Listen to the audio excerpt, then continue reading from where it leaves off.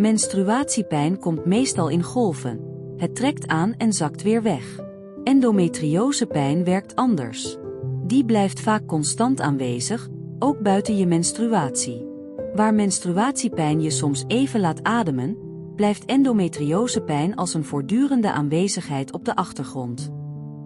Warmte helpt vaak bij menstruatiepijn. Het ontspant en verzacht de krampen. Bij endometriose werkt dat anders. Warmte kan soms wat verlichting geven, maar de pijn blijft meestal gewoon aanwezig. Menstruatiepijn duurt meestal maar 1 tot 2 dagen. Endometriosepijn werkt anders. Die kan dagen, weken of zelfs continu aanwezig blijven. Waar menstruatiepijn relatief kort aanhoudt, kan endometriosepijn veel langer doorwerken in je dagelijks leven.